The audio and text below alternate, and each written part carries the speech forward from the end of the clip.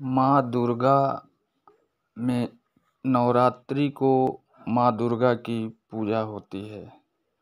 माँ दुर्गा इस सृष्टि के कण कण में विद्यमान है और उनकी आराधना और पूजा मानव जीवन में सारे सृष्टि का निर्माण का संकेत लेकर आती है और इसलिए उनके 9 रूपों की पूजा की जाती है। 9 रूप मतलब कि इस सृष्टि में जो कुछ भी घटित होता है उसको इन्हीं के द्वारा कहा जा सकता है। आइए हम समझते हैं कि ये 9 दुर्गा माँ दुर्गा का जो रूप है वह हमारे पूरे ब्रह्मांड में कैसे विद्यमान है। प्रथम है शैलपुत्री। शैल का मतलब क्या होता है? शैल यानी पहाड़। पहाड़ घनता का प्रतीक है, ठोस। शैलपुत्री का विकार घनता का ही होगा और जब काल और समय में प्रवेश करेंगी तो वो ऊर्जा बनती है। यह ऊर्जा होती है स्थित ऊर्जा। दूसरी है ब्रह्मचारिणी। ब्रह्मचारिणी यानी ब्रह्मांड में विचरण करने वाली। विचरण से विकास होता है।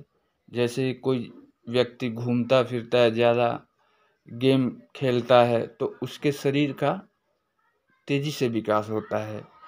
उसका जो विकार निकलेगा वह विकासन का विकार होगा और वह सृष्टि में प्रविष्ट होने पर वह गतिज ऊर्जा में परिवर्तित होती है। यह है ब्रह्मचारिणी। तीसरी है चंद्र घंटा। घंटा यानी ध्वनि और ध्वनि यानी प्रसारण। उसका विकार प्रसारण का विकार है और वह काल और समय में प्रविष्ट होने पर ध्वनि ऊर्जा बनती है।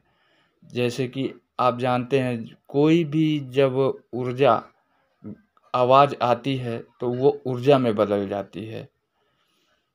चौथी है कूष्मांडा। कूष्मांडा यानी सीताफल। सीताफल यानी कि कोहड़ा। उनका स्वरूप गर्भ जैसा है और उसका विकार गर्भ का विकार होगा। उससे गर्भ का ही निर्माण होगा। वह जब काल और समय में प्रवेश करेगा उसे हम नाभिकीय ऊर्जा के नाम से जानते हैं। पांचवी है स्कंद माता।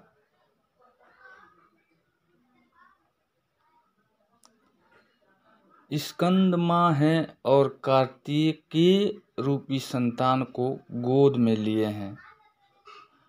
वह वात्सल्य का प्रतीक है। उसका विकार वात्सल्य रूपी आकर्षण का विकार होगा। वह आकर्षण का विकार काल और समय में प्रवेश करने पर चुंबकीय ऊर्जा बनती है। जब कोई दो चीज एक साथ दो कण मिलते हैं तो उसमें चुंबकीय ऊर्जा का निर्माण करते हैं। आगे है कात्यायनी। कात्यायनी का मतलब कण। कणों के निर्माण के बाद उनके आकर्षण से संकोचन प्रारंभ होता है। इसलिए कात्यायनी का विकार संकोचन का विकार है। संकोचन मतलब एकजुट होना, सिकुड़ना। वह जब काल और समय में प्रवेश करेगी तो आणविक ऊर्जा बनती है। अगली है कालरात्रि। अणुओं से कणों का निर्माण होता है। जब कई अणु आपस में मिलते हैं तो वह कण का निर्माण करते हैं। बहुत सारे कण एकत्र हों या तो धूल यानी रज का निर्माण होता है। रज या धूल का निर्माण होता है। धूल से अंधेरा हो जाता है इसलिए वह कालरात्रि है। इसका विकार है विकल्पन का। वह जब समय और काल के आयाम में प्रवेश करता है तो उससे ताप ऊर्जा कहते हैं। इससे क्या होता है कि इससे गर्मी बढ़ती है। आगे हैं महागौरी। कणों के जो बादल बनते हैं उनका एकीकरण होता है। उस एकीकरण से आकाशगंगा का निर्माण होता है। आकाशगंगा के निर्माण होने पर नाना प्रकार के तारे, नाना प्रकार के सूर्य प्रकट हो जाते हैं। इससे ब्रह्मांड में एक प्रकाश फैल जाता है, इसलिए उसे महागौरी कहते हैं।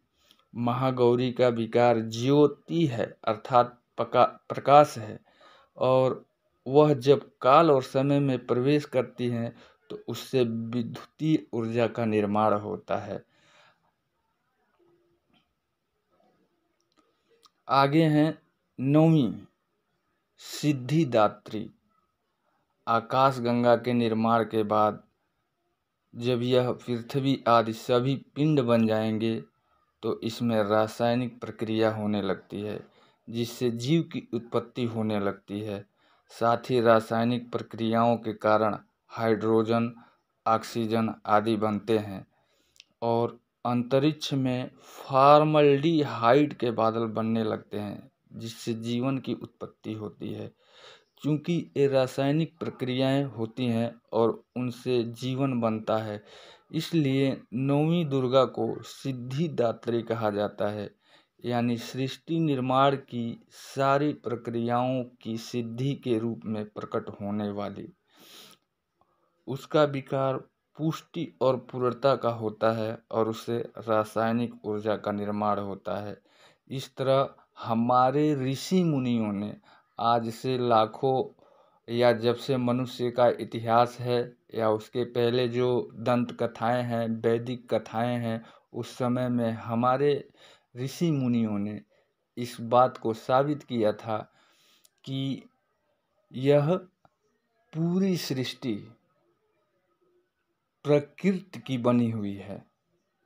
और इसलिए हम लोग नवरात्र में, हमारे देश में नवरात्र में पूरी आस्था और श्रद्धा के साथ हम नवरात्र मनाते हैं और देवी पूजा करते हैं।